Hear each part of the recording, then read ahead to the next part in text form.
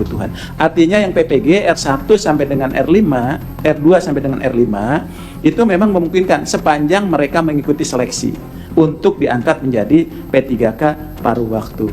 Untuk selanjutnya tetap kita konsisten penetapan NI P3K paruh waktu itu di 30 September 2025.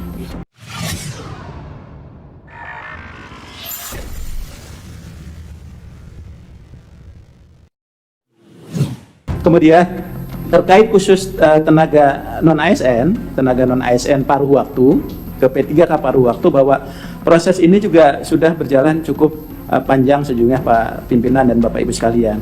Yang pertama, sebetulnya kita dari awal konsisten bahwa teman-teman yang ada dalam database yang terdaftar itu kemudian dia harus daftar 1 kali, itulah nanti yang akan maju untuk mengikuti tahapan seleksi.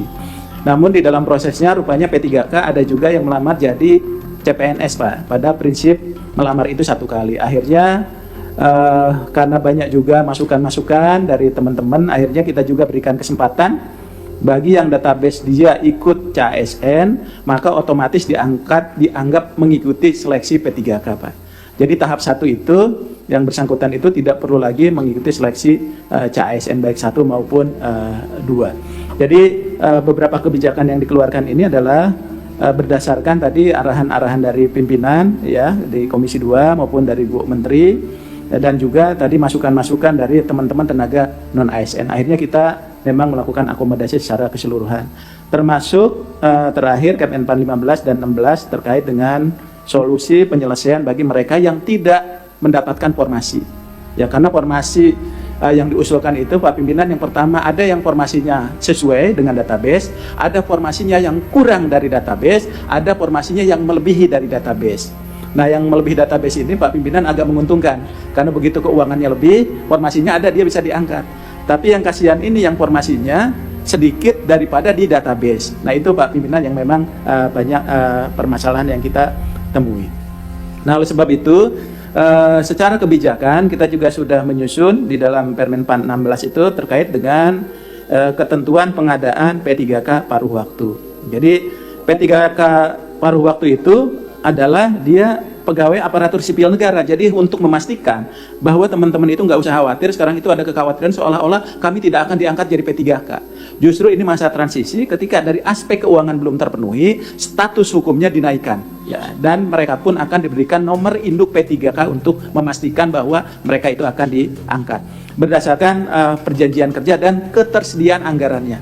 Jadi misalnya kalau mereka saat ini diangkat jadi P3K, yang penting dia berhentikan paruh waktu, tapi ketika gajinya 1 juta dia diberikan 1 juta dulu supaya tidak mengganggu belanja pegawai yang 30%. Nah, ini barangkali Pak Pimpinan. Kemudian termasuk juga jabatan-jabatannya, dan bahkan kami menyiapkan jabatan-jabatan yang memang bisa diduduki atau dilamar oleh seluruh tenaga non ASN, termasuk yang SD. Karena kemarin itu ada hambatan SD, SMP tidak bisa melamar. Akhirnya kita siapkan 4 tenaga teknis.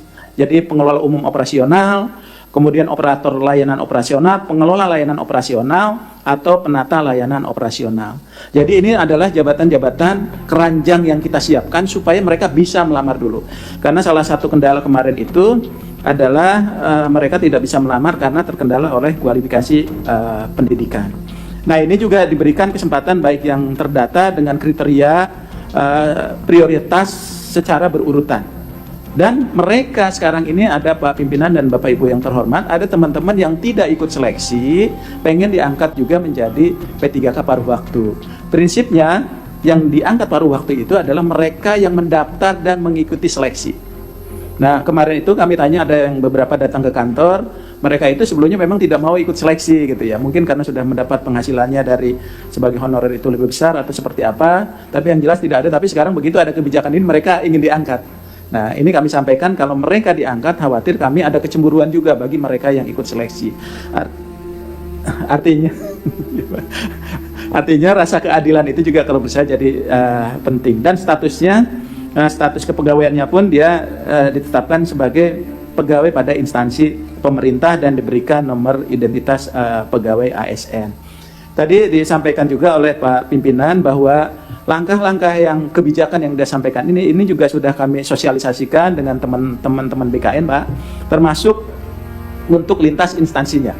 Jadi lanjut Pak. Ya, jadi kita sudah juga melakukan langkah-langkah Pak Pimpinan, koordinasi lintas kementerian untuk percepatan tenaga non ASN, juga dengan teman-teman kementerian dalam negeri, bahkan di kanal YouTube Pak, bahwa ini kesempatan kita lebih luas, termasuk di acara TV juga kita melakukan sosialisasi, termasuk audiensi Pak Pimpinan. Kemarin terakhir ada kurang lebih 3.000-an orang lah kita jelaskan juga.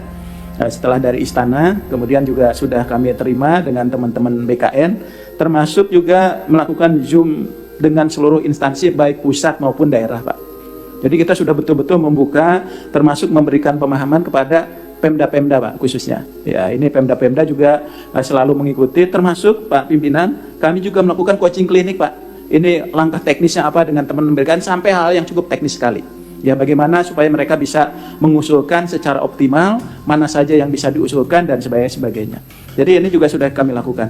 Termasuk kami juga komunikasi di portal komunikasi yang memang isinya adalah teman-teman pengelola kepegawaian baik pusat maupun daerah. Jadi apabila ada kebijakan-kebijakan baru gitu ya, itu kami juga langsung komunikasi dengan teman-teman di daerah supaya melakukan sosialisasi di internal mereka, termasuk juga melakukan pendataan dan sebagainya bagi mereka yang tadi yang akan diusulkan untuk menjadi P3K maupun P3K paruh waktu.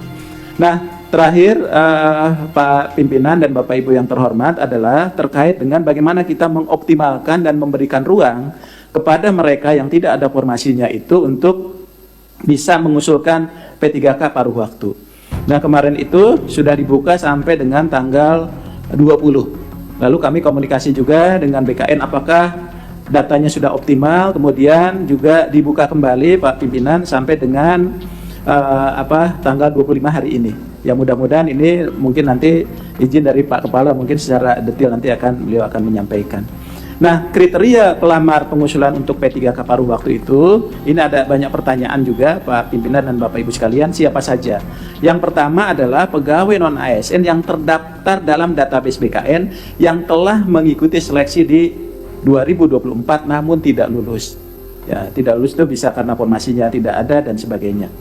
Kemudian yang kedua adalah pegawai non-ASN yang terdaftar dalam database BKN telah mengikuti seluruh tahapan, ya, namun tidak mendapat lowongan kebutuhan. Nah, yang terakhir adalah pelamar yang telah mengikuti seluruh tahapan seleksi P3K tahun 2024 namun tidak dapat mengisi lowongan kebutuhan. Artinya yang PPG R1 sampai dengan R5, R2 sampai dengan R5 itu memang memungkinkan sepanjang mereka mengikuti seleksi untuk diangkat menjadi P3K paruh waktu. Hanya saja memang harus ada prioritas Pak Pimpinan dan Bapak Ibu sekalian dalam pelamaran ini sehingga kita konsisten dengan kebijakan yang dari awal. Yang pertama, siapa dulu yang harus kita selesaikan? Itu non-ASN database BKN dan aktif bekerja di instansi pemerintah. Jadi ini dulu yang harus diselesaikan. Ya, ketika yang ini selesai, maka baru kita ke non-ASN yang tidak terdaftar dalam database BKN. Jadi harusnya yang ini dulu kita konsisten, kita selesaikan, kemudian yang tidak terdaftar. Yang ketiga adalah yang lulusan PPG, Pak. Ya, lulusan PPG. Sehingga kalau kekurangan guru, maka dia bisa ngambil dari lulusan PPG-nya. Kemudian terkait dengan tahapan pengadaan P3K paruh waktunya, ini yang sudah disampaikan sampai tanggal 25 hari ini, Pak Pimpinan, kaitan dengan pengusulan kebutuhannya oleh instansi pusat, dan ini kami sudah berkali-kali bersama BKN mendorong setiap PPK untuk mengusulkan secara optimal. Karena afirmasi ini hanya berlaku sampai tahun ini saja, tahun 2025. Jadi setelah ini maka pengisian ASN itu akan dilakukan secara betul-betul kompetitif. Nah, supaya nanti bisa memberikan ruang kepada seluruh rakyat Indonesia yang memenuhi syarat untuk bisa berkompetisi menjadi ASN. Kemudian Menteri PAN setelah tanggal 25 ini akan menetapkan kebutuhannya dari masing-masing instansi. Kemudian langsung nanti ada pengusulan nomor induk P3K-nya ke BKN, ya. Termasuk juga ada penetapan dan pengangkatan oleh instansi pemerintah, baik pusat maupun daerah. Nah, kemudian Pak Pimpinan dan Bapak Ibu yang terhormat, jadwal pengusulan ini juga sudah disusun termasuk juga perpanjangannya yang semula tadi tanggal 7 sampai 20 itu menjadi tanggal 7 sampai dengan 25 Agustus 2025. Sehingga ini juga untuk selanjutnya tetap kita konsisten penetapan NI P3K paruh waktu itu di 30 September 2025.